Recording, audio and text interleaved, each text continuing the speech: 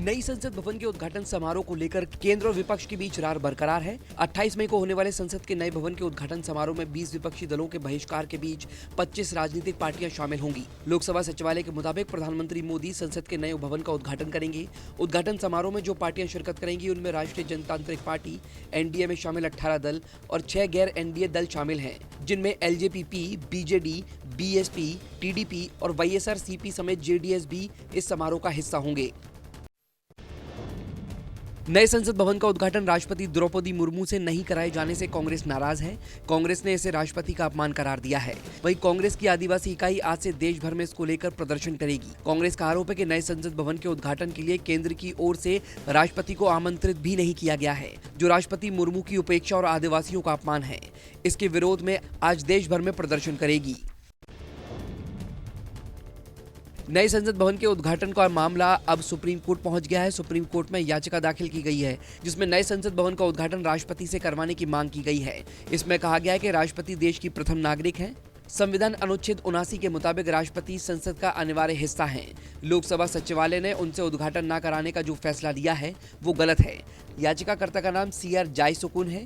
पेशे से वकील जयसुकुन तमिलनाडु के हैं। वो लगातार जनहित याचिकाएं दाखिल करते रहते हैं।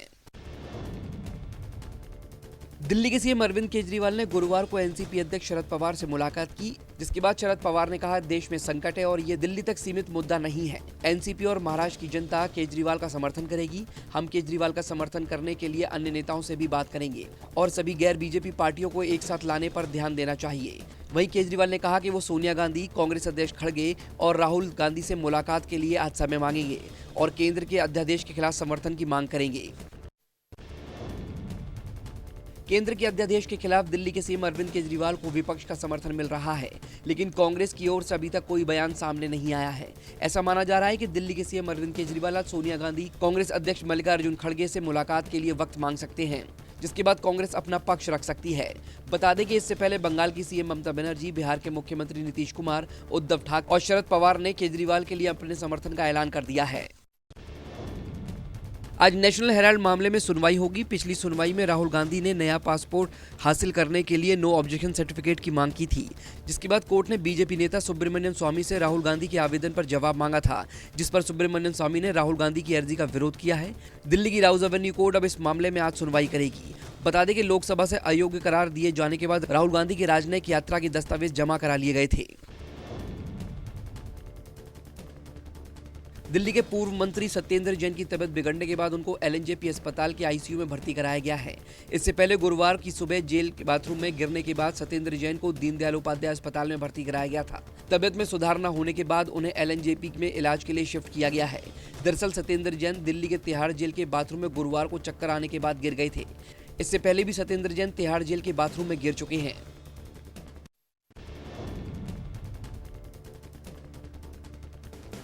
आज दिल्ली के पूर्व मंत्री सत्येंद्र जैन की जमानत याचिका पर सुप्रीम कोर्ट में सुनवाई होगी। खराब सेहत का हवाला देकर सत्येंद्र जैन के वकील की ओर से जमानत की याचिका दाखिल की गई है। साथ ही मामले में जल्द सुनवाई की मांग की गई है। इस पर अवकाशकालीन बेंच ने सोमवार यानी 22 मई को कहा था कि वो याचिका पर शुक्रवार को सुनवाई करेगी। पिछले हफ्ते सुप्रीम कोर्ट ने मामले में ईडी को नोटिस जारी किया था और जवाब दाखिल करने को कहा था। शीर्ष अदालत ने तब याचिकाकर्ता को इस बात की छूट दी थी कि वो वेकेशन बेंच के सामने राहत के लिए मामला उठा सकते हैं। आज ज्ञानवापी मामले में दोबारा सुनवाई होगी। ज्ञानवापी परिसर का भारतीय पुरातत्व सर्वेक्षण से सर्वे कराने संबंधी वाराणसी की अदालत के आदेश और सिविल वाद की वैधता को लेकर दाखिल याचिका के मुद्दे पर इलाहाबाद हाईकोर्ट आज फिर से सुनवाई करेगा। कोर्ट ने दोनों पक्षों के बीच बहस पूरी होने के बाद फैसला सुरक्षित रख लिया था। साथ ही फैसला आने तक सर्वे कराने के वाराणसी की अदालत के आदेश पर रोक को बढ़ा दिया था। फैसला लिखते समय कोर्ट ने कुछ बिंदुओं पर पक्षकारों के अधिवक्ताओं से स्पष्टीकरण के लिए फिर से सुनवाई का आदेश दिया है। श्री कृष्ण जन्मभूमि ईदगाह मामले में सर्वे पर आज कोर्ट फैसला सुनाएगा। मथुरा के सिविल जज FTC कोर्ट में मंगलवार को श्री कृष्ण जन्मभूमि ईदगाह मामले को लेकर फैसला आने वाला था, लेकिन न्यायालय द्वारा आज की तारीख मुकर्रर की गई थी। हिंदू सेना संगठन के विष्णु गुप्ता की याचिका में मांग की गई थी कि विवादित स्थान शाही ईदगाह मस्जिद का सर्वेक्षण सरकारी अमीन द्वारा होना चाहिए, लेकिन मुस्लिम पक्ष ने आपत्ति दाखिल करते हुए कहा था कि पहले 7 Rule 11 पर सुनवाई हो। अब गुजरात के सूरत में बाबा बागेश्वर का दरबार सजेगा, जिसके लिए धीरेन्द्र शास्त्री अहमदाबाद पहुंच चुके हैं। अपने इस गुजरात दौरे के दौरान वो अहमदाबाद, वडोदरा, राजकोट, गांधीनगर और सूरत में दिव्य दरबार आयोजित करेंगे। धीरेन्द्र शास्त्री का दिव्य दरबार आज से 7 जून तक गुजरात के कई शहरों में सजेगा। धीरेन्द्र शास्त्री अहमदाबाद के पटवा इलाके में देवकीनंदन ठाकुर के शिव महापुराण कथा समारोह में पहुंचे, जहां उन्होंने भारत को फिर से हिंदू राष्ट्र बनाने का आह्वान किया। भारतीय नौसेना ने एक बार फिर से कारनामा कर इतिहास रच दिया है।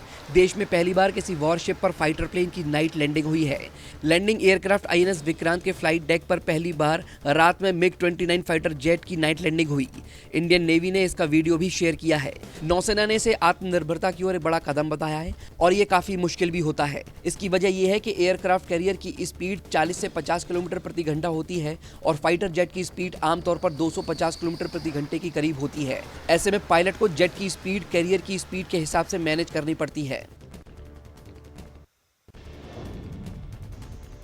दिल्ली और आसपास के इलाकों में गुरुवार शाम होते होते मौसम ने करवट ली। बदलते मौसम और तेज ठंडी हवाओं के साथ बारिश ने दिल्ली NCR में लोगों को बड़ी राहत दी है, जिसके बाद गुरुवार को न्यूनतम तापमान 22.6 डिग्री सेल्सियस दर्ज किया गया। मौसम विभाग के मुताबिक अगले 2 दिनों में राजधानी में इसी तरह की स्थिति बने रहने की उम्मीद है और 30 मई तक लू का अनुमान नहीं है। अगले 2 से 3 दिन राष्ट्रीय राजधानी और इसके आसपास के क्षेत्रों समेत उत्तर भारत में रुक रुक कर बारिश होने का पूर्वानुमान है। दिल्ली में गुरुवार को सिख धर्म के 9वें गुरु तेग बहादुर पर एक किताब का विमोचन किया गया। इस किताब का विमोचन केंद्रीय मंत्री हरदीप सिंह पुरी ने किया। इस किताब के लेखक डॉक्टर कुलदीप सिंह अग्निहोत्री हैं। इस दौरान केंद्रीय मंत्री हरदीप सिंह पुरी ने कहा कि सिख गुरुओं के इतिहास के बारे में जो गैप है, ये पुस्तक हर गैप को कम करेगी। साथ ही उन्होंने कहा कि ब्रिटिश भारतीय इतिहास लेखन बहुत कमजोर था। इतिहास के एक छात्र के रूप में मुझे लगता है कि हमें हमेशा ये पूछना चाहिए कि इतिहास किसने लिखा है। मुगल काल में मुगल सम्राटों ने अपने दृष्टिकोण से इतिहास लिखा था, ये लोगों का दृष्टिकोण नहीं था।